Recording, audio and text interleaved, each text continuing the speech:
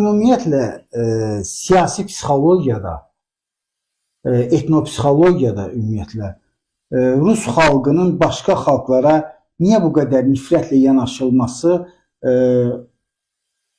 öyrənilir. Yəni, tədqiqat predmetidir. Ki, nəyə görə Rus xalqı başqalarına Rusiya dövləti belə nifrət edir. Hətta burada Rus faşizmini Alman faşizmindən fərqləndirirlər. Məsələn, Ukraynalı psixolog Çuxina hesab edir ki, bu daha çox siyasi kultla bağlı olan məsələdir.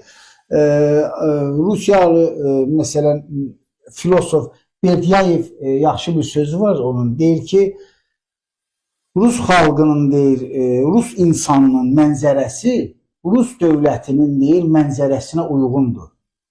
Sərhədsizlik, hüdudsuzluq, genişlik. Yəni, heç bir hüdud o düşüncəsində, danışığında, davranışında heç bir məhdudiyyət gözləmir. Nə istəyir, onu eləyir. Bax, bugün o dediyiniz o Valuyev kimi deputatların danışığı əslində həmin o sərhədsizliyin, hüdudsuzluğun əlamətidir. Yadınızdadır, Rusiyalı deputatlardan biri durub Azərbaycanı təhdid etmişdi 44 günlük müharibədən sonraki nə bilim, neft yataqlarına atom bombası atmaqlar filan. Yəni belə, həm də ola bilsin ki, Valuyev bir qədər içib gəlib, yəni onlarda var belə şey. Sadəcə olaraq bu cür davranışlar təəssüflər olsun ki, Rusiya əslində çox millətli ölkədir və bu cür çıxışlar edəndə onlar başqa xalqlara qarşı bu cür egoizmi göstərəndə həm də öz ərazilərində yaşayan xalqların reaksiyasını və düşüncəsini hesablamırlar. Onu hesab düşünməmiş danışırlar. Rusiya çox millətli ölkədir, amma buna baxmayaraq etnomilli cəhətdən müxtəlif olsa da Rusiyanın siyasi strategiyası, təhlükəsizlik strategiyası yalnız bir xalqın, bir dövlətin, bir imperiyanın maraqlarına hesablanır. Ona görə də çalışırlar ki, ancaq ətrafındakı xalqlara nifrət püskürtsünlər. Ukraynada görün nə qədər başqa postsovet məkanından olan insanlar döyüşür, könüllü, ölümə gedirlər. Niyə? Bax, Rusiya imperiyasının rəhbərliyi, özüm bilərəkdən imperiya deyirəm, bu barədə düşünmür. Düşünmür ki, axı nəyə görə mən bu insanlar bizə qarşı döyüşür.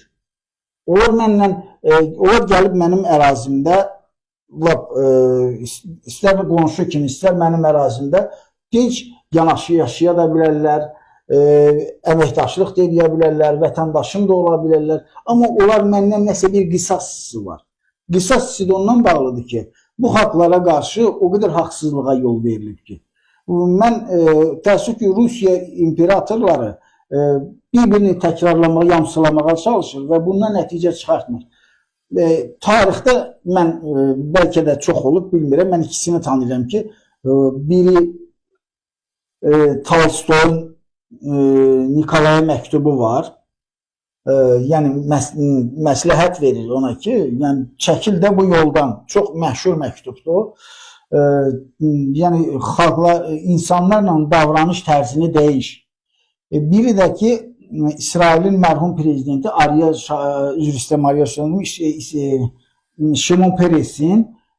Şimon Peresin Putinə tövsiyələri var. Məşhurdur. Məsləhətlər verib, səhv etmirəmsə, 2015-ci ildə ya 2014-cü ildə olub söhbət aralarında. Ancaq onlar yenə də bu şeylərdən, yəni bu tövsiyələrdən, bu çağırışlardan nəticə çıxartmırlar. Yenə də qana susamış insanlar kimi davranırlar. Azərbaycan xalqına qarşı son vaxtlar baş verən hallar, bütün dünya bilir ki, bu haqsızlıqdır. Bunu bir etiraf etmək lazımdır da. Yəni, etiraf etmək, bu özü bir mədəniyyətdir, siyasi mədəniyyət. Bütün dünyada bugün Rusiyanı yırtıcı bir imperiya, qan çanağı kimi tanıyırlar.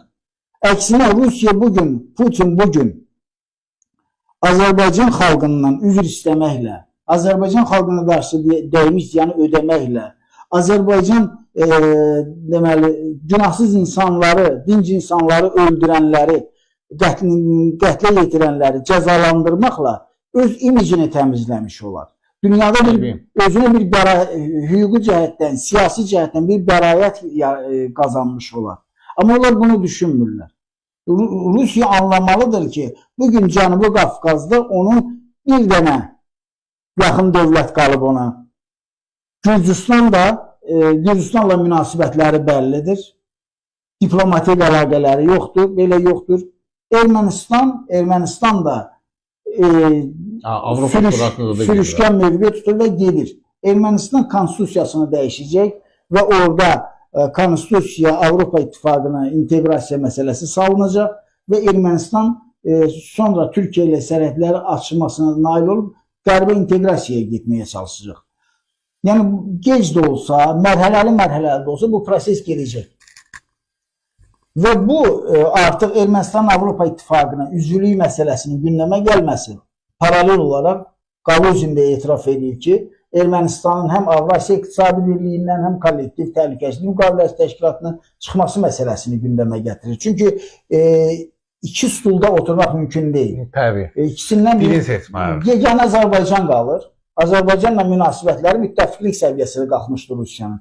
Amma Rusiya bugün Azərbaycana qarşı bu haqsızlığı etməklə Azərbaycanı itirir. Bu isə deməkdir ki, üçüncü dövləti itirmək Cənubi Qafqazı itirmək deməkdir. Rusiya könüllü Cənubi Qafqazı başqa qüvvələrə, qərbin təsirinə təhvil verir. Yəni bu bizdən asılı olan proses deyil, bu Rusiyanın öz günahıdır.